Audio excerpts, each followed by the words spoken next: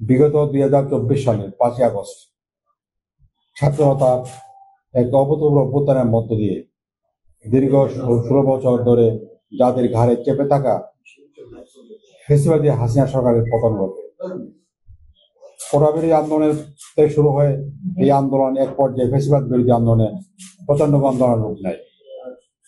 প্রতি শেখ হাসিনা সরকারের পুলিশ বাহিনী, আওয়ামী লীগ, যুবলীগ, ছাত্রলীগ ক্যাডারদের হামলা,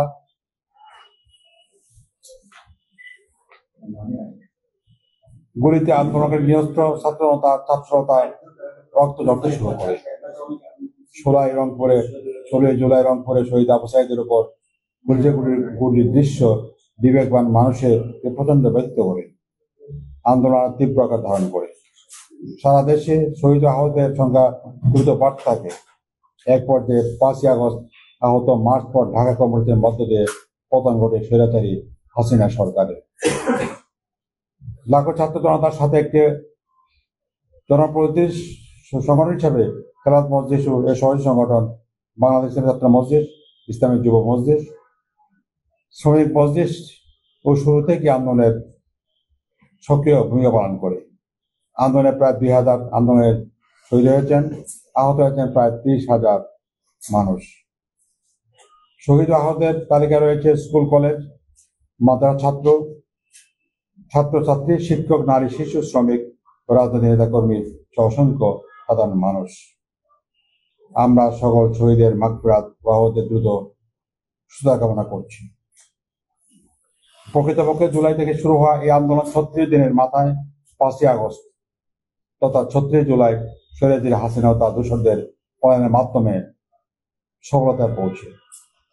এই দিনটি বাংলাদেশ ইতিহাসে গুরুত্বপূর্ণ মাইল ফলক। ফ্যাসিবাদ বিরোধী কোন অভ্যুত্থানের রক্তের চেতনাকে অটুট রাখতে এই আন্দোলনে ছাত্র জনতার ত্যাগ কুরবানিকে স্মরণে রাখতে যথাযোগ্য মর্যাদায় জুলাই গণ অভ্যুত্থানের প্রথম বার্ষিকী অত্যন্ত গুরুত্বপূর্ণ। ইতিমধ্যেই অন্তর্বর্তীকালীন সরকার 5ই আগস্ট সরকারের ছুটি ঘোষণা করেছে। খেলাফত মজলিসের পক্ষ থেকে যথাযথ গুরুত্ব সহকারে জুলাই গণ অভ্যুত্থানের প্রথম বার্ষিকী উদযাপন করার সিদ্ধান্ত গৃহীত হয়েছে। জুলাই গণ অভ্যুত্থানের প্রথম বার্ষিকী উদযাপন 2025 উপলক্ষে খেলাফত মজলিসের পক্ষ থেকে সারা দেশে 36 দিন ব্যাপী বিভিন্ন কর্মসূচি ঘোষণা করা হয়েছে। এসব কর্মসূচি সফল ইতিমধ্যে সারা দেশে সকল জেলা মহানগর শাখাকে সার্কুলারের মাধ্যমে নির্দেশনা প্রেরণ করা হয়েছে। খেলাফত মজলিসে ঘোষিত কর্মসূচি রয়েছে: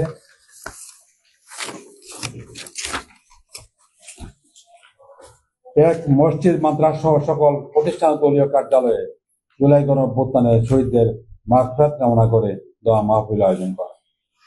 2, শহীদদের কবর জিয়ারত, শহীদ পরিবারের সদস্যদের সাক্ষাৎ, আহতদের খোঁজ খবর নেওয়া ও সম্ভাব্য সহযোগিতা করা। 3, ফ্যাসিবাদী খুনিদের দ্রুত বিচার নিশ্চিত ও কাঙ্ক্ষিত সংস্কারপূর্বক দ্রুত জুলাই সনদ ঘোষণা ও একটি সুষ্ঠু নির্বাচনের দাবি জানিয়ে সারা দেশে গণজমায়েত, আলোচনা সভা, গণসংযোগ, মত বিনিময় মিছিলের আয়োজন করা। 4, শিশু কিশোর ছাত্র সমাবেশ করা।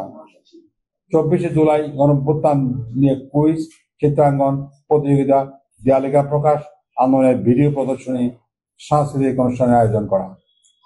5, 16 জুলাই গণঅভ্যুত্থানের প্রথম শহীদ আবু সাঈদের শাহাদাত দিবসে দেশব্যাপী বিশেষ দোয়ার ব্যবস্থা করা। 6, বৃক্ষরোপণ কর্মসূচি, পরিচ্ছন্নতা অভিযান, ব্লাড গ্রুপিং, রক্তদান কর্মসূচি পালন করা।